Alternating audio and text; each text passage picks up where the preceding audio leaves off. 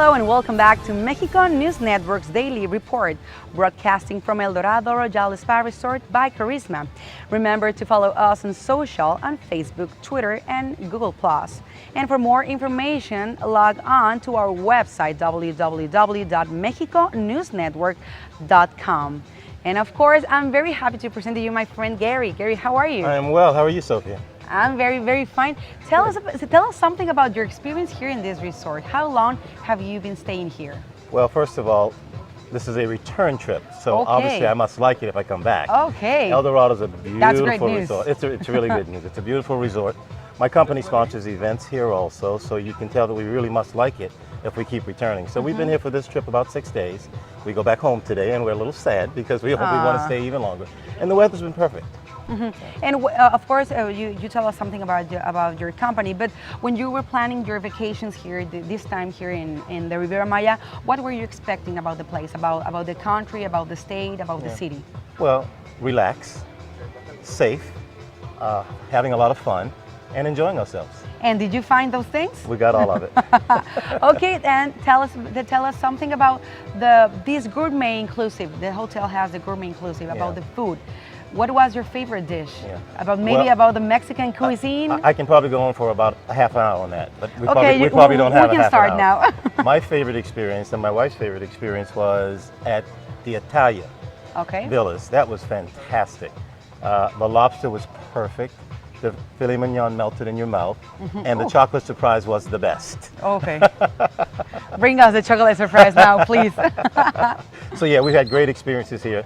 The seafood is fantastic. I mean, you just can't beat this resort. It's a great place. Yeah. So you can recommend this place? I'd recommend it, and I'm going to keep coming back. Okay, that's perfect. Also, have you tried all of of course, the pool, the beach? What do you think about these amazing colors? I think the colors are fantastic. They did a great job with blending the orange, the black. The pools are fantastic, by the way. You do have to come down a bit early to reserve your spot, but other than that, it's great. Yes, so we can see that. Yeah, it's fantastic. Okay, and what else? What have you heard about Mexico in your country? I'm talking about the news. What have you heard about Mexico? Well, I haven't watched the news in the last 5 days since I've been here on the resort. But before you came here, what have you heard? Well, Mexico is a great place to visit. Obviously, it's a great country, and they've partnered with the United States in the past, and I guess that will continue. Okay. So, Mexico is a great place to come and visit. Okay, well, you are saying this, and I can tell you, I want to tell you that in the middle of the resort we have a TV set. Yes. Okay, and we only broadcast, we only say positive things about Mexico. We talk about their cuisine, their tourism, green news. Yeah. What do you think about that? Because we are so used to hear bad things, maybe about the politics or the money and those things, but we only say positive things about Mexico. Yeah, and I think we should keep it that way. Let's leave the politics to the politicians. Yeah, that's perfect. That's perfect. Well, my friend Gary, I like him.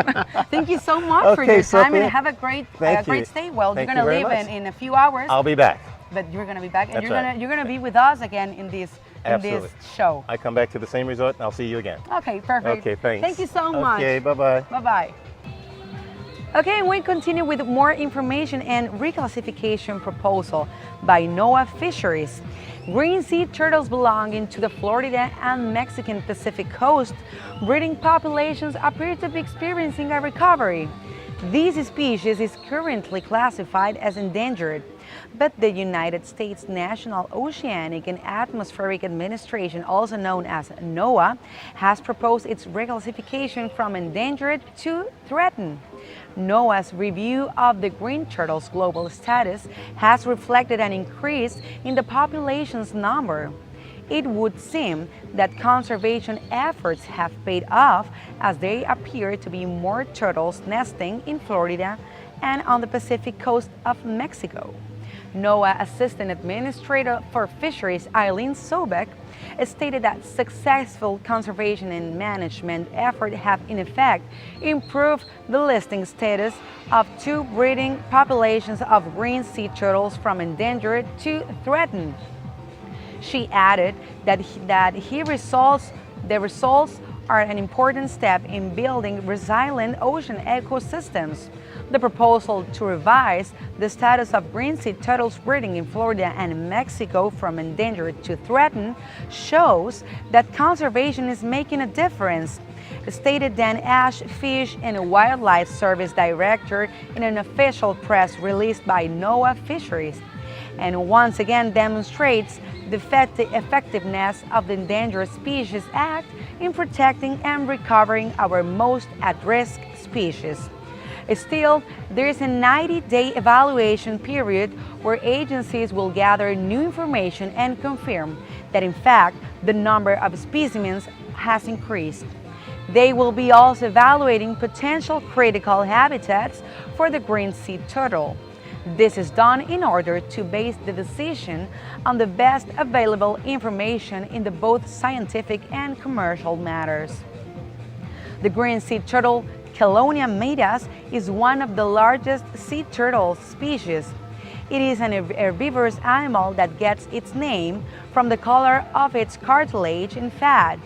They are usually located in tropical and subtropical waters and migrate long distances. These creatures became endangered due to the excessive egg harvesting, accidental enhancement in fishing equipment, loss of nesting beaches, and unsustainable hunting of adult turtles. And France and Mexico binational agreement currently in motion. As part of ongoing talks between Mexico and France, the French-Mexican Strategic Council has chosen San Francisco de Campeche as a launch pad for an experimental program aimed at making cities in Mexico and France more sustainable. French ambassador to Mexico, Maurice Bossier, described Campeche as a beautiful city that, despite its recent growth, has chosen not to compromise the quality of life of its residents and has taken care of its historical and cultural places. For this reason, she expects that previous binational meetings will encourage ideas for more sustainable urban politics. One of the reasons the French-Mexican Strategic Council chose Campeche was due to the perceived economic potential of its energy industry and its capacity to execute a building program. This opinion has been echoed by Mexican President Enrique Peña Nieto. With a population of slightly more than 220,000, this city of the Yucatan Peninsula is known to be one of the safest in Mexico, a key factor in the sustainability program.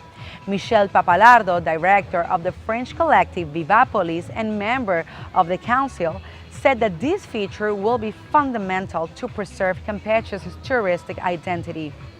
This sustainable project will also be launched in the French city, which has yet to be announced. The plan of the council is that in the future, Campeche and the chosen French town will be linked by their shared social and economic characteristics through a sister cities agreement. And despite the recently increased push for more clean energy in Mexico, data from the Secretariat of Energy shows that the country currently only generates 25% of its energy using alternative sources. Among the several strategies implemented to bring the country closer to a cleaner future are the Aura Solar One plant, inaugurated last year in La Paz, Baja California Sur. According to Inhabitat.com, a blog dedicated to covering sustainability in the realm of architecture and design, Aura is so far the largest photovoltaic PV plant in Latin America. According to an article on the website of Energy Matters, a renewable energy firm, Aura, was designed to produce 82 gigawatt-hour per year, meeting the electric needs of 64% of La Paz's current population, 215,000. Aura also replaced a fossil fuel plant that had been polluting the air for years.